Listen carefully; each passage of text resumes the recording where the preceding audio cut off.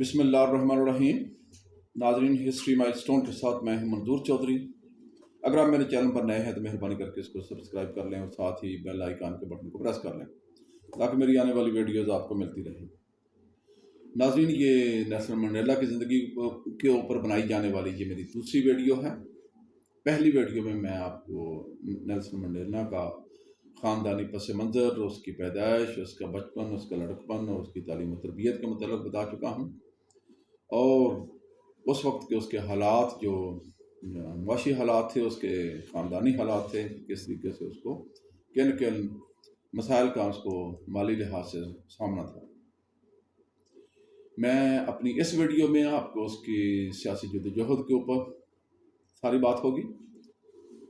اس کی سیاسی زندگی کو جاننے سے پہلے میں آپ کو اس وقت کے جنوبی افریقہ کے سیاسی پس منظر کے اوپر ضرور بات کرنا چاہوں گا تاکہ آپ کو بات اس کی سیاسی جدوجہد کا جو لب لباب ہے، جو معنی مفاہیم ہیں، وہ آپ کو اچھے طریقے سے سمجھ آ جائے۔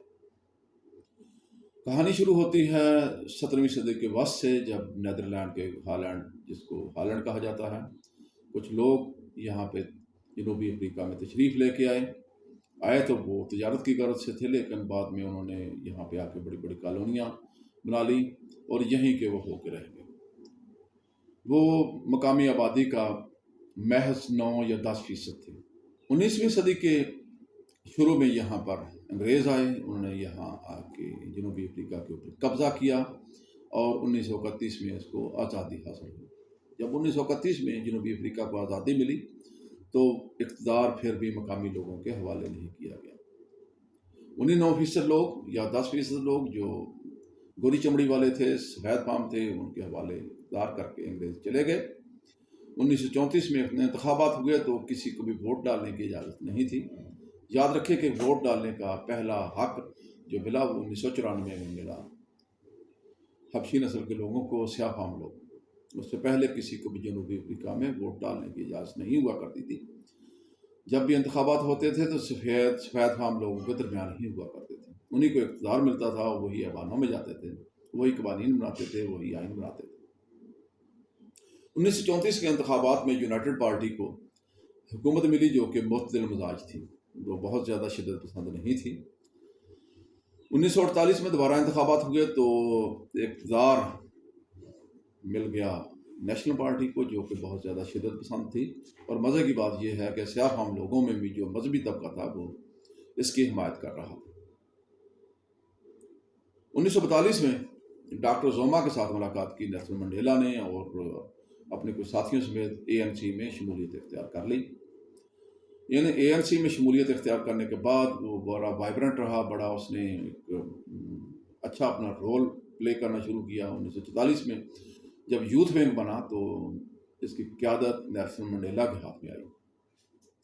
اس کا کام مظاہروں کو ترتیب دینا، جو کہ اپنے حقوق کی جنگ سڑکوں کے اوپر لڑ رہے تھے، مظاہروں کو ترتیب دینا، اس کے بعد لوگوں کو اکسانا، لوگوں کو لے کے آنا، لوگوں کو مظاہروں کے لیے قائل کرنا، یہ اس کا کام تھا۔ 1948 کے انتخابات کے فوراً بعد نیشنل پارٹی جو کہ شدت پسند تھی اور نسلی امتیاز کے اوپر اس کا پکا یقین تھا، وہ ان کا مشہور نعرہ تھا کہ کالوں کو یا کافروں کو ان کی اوقات میں رکھو۔ وہ کالوں سے یا سیاہ فام لوگوں سے بہت زیادہ نفرت کرتے تھے۔ اس نے اپنے جو ایجنڈا لے کے آئے تھے ان کے اوپر عمل درآمد کرنا شروع کیا۔ ایسے کالے قوانین انہوں نے متعارف کروائے جن کو بعد میں یہی پارٹی اپارتھیڈ کے نام سے مشہور ہوئی۔ اپارتھیڈ کا بنیادی طور پر مطلب سیپریشن یا سیگریگیشن ہے، کہ الگ تھلگ کرنا۔ وہ اپنی کالونیوں کو، اپنے بود و باش کو، اپنے رہنے سہنے کی جگہوں کو کالوں سے الگ رکھتے تھے۔ جو پالیسیاں بھی انہوں نے بعد میں ترتیب دی وہ آگے چل کے آپ کو بتاتا ہوں کہ وہ ساری کی ساری اسی بنیاد کے اوپر تھیں کہ کالوں کو یا حبشی نسل کے لوگوں کو، سیاہ فام لوگوں کو اور ایشین نسل کے لوگوں کو گوروں سے کس طریقے سے الگ رکھنا ہے۔ یہ 1952 میں جب کہ ملک کے اندر سیاسی افراتفری تھی، لوگ سڑکوں پہ تھے، اس وقت مظاہروں کی قیادت کرنے کے الزام میں نیلسن منڈیلا کو پہلی بار گرفتار کیا گیا۔ اس کے 30 ساتھی اور تھے جن کو گرفتار کیا، اس کے ساتھ کیا تو ہزاروں لوگوں کو، لیکن بعد میں چھوڑ دیا۔ ٹرائل جو فکس ہوا، جو جن کے اوپر چارج فریم ہوا، وہ 30 لوگ تھے۔ 1952 میں ہی ان کے اوپر مقدمہ چلنے کے بعد ان کو مختصر سا مقدمہ چلا 2-2.5 ماہ کا، اور ان کو 9 ماہ کی قید سنا دی گئی۔ یہ پہلی سزا تھی جو سنائی گئی نیلسن منڈیلا کو، اور اس کے بعد یہ اس سزا کو معطل کر دیا حکومت نے 2 سال کے لیے، کہ اگر 2 سال کے اندر اندر یہ لوگ بہتر طریقے سے اپنی زندگی گزارنے کے اوپر قائل ہوتے ہیں یا یہ سیاسی جدوجہد کو چھوڑتے ہیں تو ان کو معاف کر دیا جائے گا، ادروائز کو دوبارہ جیل میں ڈال دیا جائے گا۔ یہ غرض ہے کہ یہ آپ یہ سمجھ لیں کہ یہ وارننگ تھی ANC کے لیے، افریقن نیشنل کانگریس کے لیے۔ چلتے چلتے 1956 میں دوبارہ مظاہروں کو موبلائز کرنے کے جرم میں نیلسن منڈیلا کو گرفتار کر لیا۔ 4 دن کے بعد اس کو ضمانت مل گئی، لیکن وہ 4 دن اس کی انتہائی تذلیل کی گئی۔ اس کو جب بھی لے کے آتے تھے عدالت میں تو پنجرے میں بند کر کے لے کے آتے تھے، اور اس کے باقی ساتھیوں سمیت بھی۔ ضمانت ملنے کے بعد دوبارہ اس نے اسی طریقے سے سڑکوں کے اوپر احتجاج اپنا جاری رکھا، ANC کو ساتھ ملا کے۔ ان کا طریقہ کار عدم تعاون یا نافرمانی کا تھا۔ یہ ان علاقوں میں جہاں پہ قوانین جو تھے بڑے سخت تھے کہ ان علاقوں میں حبشی نسل کے لوگ یا سیاہ فام لوگ نہیں جا سکتے ہیں، وہاں پر یہ بغیر پرمٹ کے چلے جایا کرتے تھے۔ گورنمنٹ کی جو پالیسیاں تھیں وہ بڑی سخت تھیں کالوں کے لیے۔ ان کے سفید فام لوگوں کے تمام بس سٹاپ ان کے الگ تھے، مسافر خانے ان کے الگ تھے، پارکس ان کے الگ تھے، اسکول الگ تھے، ہسپتال ان کے الگ تھے۔ نافرمانی کی تحریک میں یہ ہوتا تھا کہ لوگ ایک جگہ سے جب دوسری جگہ کے اوپر جاتے تھے، یا جن علاقوں میں جانے کی اجازت نہیں ہوتی تھی، جن کالونیوں میں جانے کی اجازت نہیں ہوتی جو گوروں کے لیے مختص تھی، وہاں پہ یہ بغیر پرمٹ کے چلے جایا کرتے تھے۔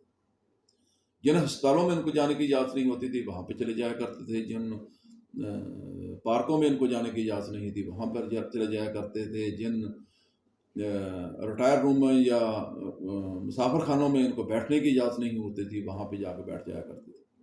ان کو پولیس پکڑ کے لے جاتی تھی، اور کبھی ان کو کسی کو چھوڑ دیا جاتا، کبھی ان کے اوپر مقدمہ چلایا جاتا، غرض کہ یہ انہوں نے اپنا احتجاج جاری رکھا۔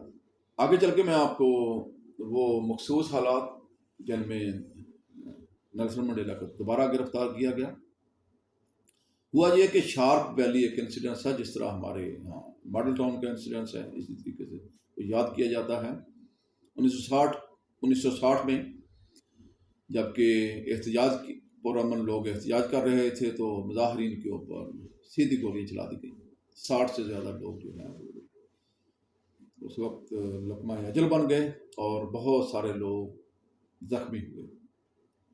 اس کے ساتھ ہی باقی جتنی قیادت تھی ANC کو سب کو انہوں نے دھر لیا، ان کو پکڑ لیا، اور جن میں نیلسن منڈیلا بھی شامل تھا۔ اس کے اوپر پہلے سے 1956 میں مقدمہ تو بن چکا ہوا تھا، اس کا ٹرائل شروع ہوا 1961 میں۔ تمام لوگوں کو جن کے اوپر چارج فریم ہوا تھا عدلیہ نے ان کو چھوڑ دیا۔ یہ پہلا بڑا سیٹ بیک تھا حکومت کے لیے، جو کہ عدلیہ کے اوپر اپنا دباؤ برقرار رکھے ہوئے تھی کہ ان لوگوں کو سزا دینی ہے، لیکن عدلیہ نے ان کو سزا نہیں دی۔ 31 مئی 1961 کو جب نیلسن منڈیلا کو رہائی نصیب ہوئی تو اس کے اوپر بہت ساری پابندیاں لگ چکی ہوئی تھیں۔ وہ کسی بھی سیاسی مظاہروں میں شرکت نہیں کر سکتا تھا، نہ ہی سیاسی اجلاسوں میں شرکت کر سکتا تھا۔ کالوں کے اوپر یا حبشی نسل کے لوگوں کے اوپر بہت ساری پابندیاں، سفری پابندیاں تو پہلے سے ہی موجود تھیں۔ ایک علاقے کے لوگ دوسرے علاقے میں نہیں جا سکتے تھے۔ اگر انہوں نے کسی نے ایک علاقے سے دوسرے علاقے میں جانا ہوتا تھا تو ان کو اسپیشل اپنے پرمٹ بنوانے پڑتے تھے۔ اس طرح کی پابندیوں کے ہوتے ہوئے بھیس بدل کے نیلسن منڈیلا ایک جگہ سے دوسری جگہ ٹریول کرتا تھا، لیکن وہ اور اس کی باقی قیادت یہ جان چکی تھی کہ گھی اب سیدھی انگلی سے نکلنے والا نہیں، لہذا انہوں نے سیاسی جدوجہد کے ساتھ، پرامن جدوجہد کے ساتھ تشدد کا راستہ اختیار کرنے کی ٹھانی۔ اس کے لیے ANC کا ایک عسکری ونگ تشکیل دیا گیا جس کو ہتھیار سپلائی کیے گئے، اور انہوں نے مظاہروں کے ساتھ ساتھ انہوں نے بم دھماکے کرنے شروع کر دیے۔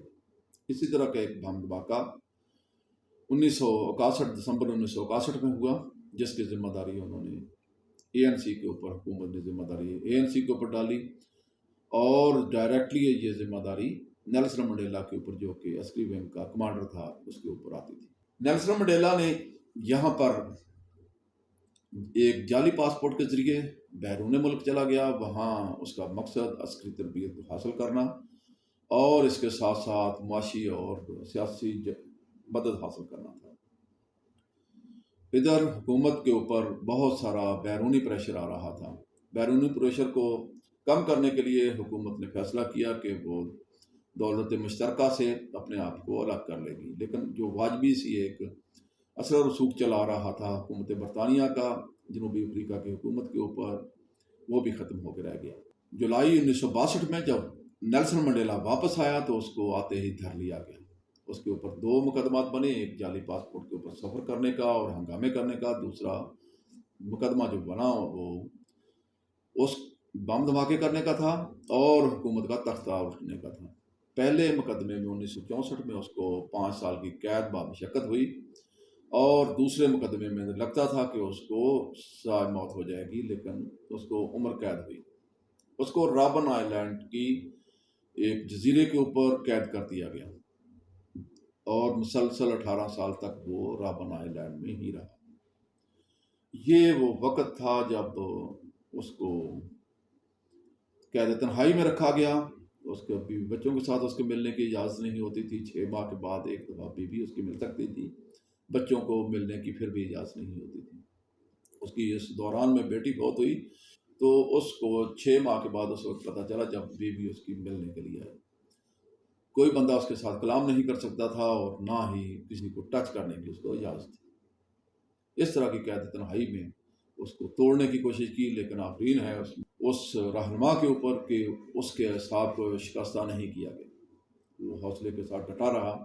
1982 میں اس کو، جب کہ حکومت کے حالات کافی دگرگوں تھے، بیرونی پریشر ان کے اوپر پڑ رہا تھا، ادھر مالی اور عسکری پابندیاں اس کے اوپر لگ رہی تھیں، ہر تمام ممالک اس کو کنڈم کر رہے تھے، جنرل اسمبلی میں اس کے اوپر ڈبیٹ ہو رہی تھی، تو حکومت کچھ لچک دکھانے میں لچک کا مظاہرہ کیا اور 1982 میں اس کو نکال کے کیپ ٹاؤن کی جیل میں منتقل کر دیا۔ یہاں پر پہلی بار اس کو جو جیل کا دال دلیا ملتا تھا اس سے اس کی جان چھوٹی اور اس کو بہتر خوراک ملنا شروع ہوئی۔ یہاں سے 1982 سے 1988 تک وہ یہیں وہ قید رہا۔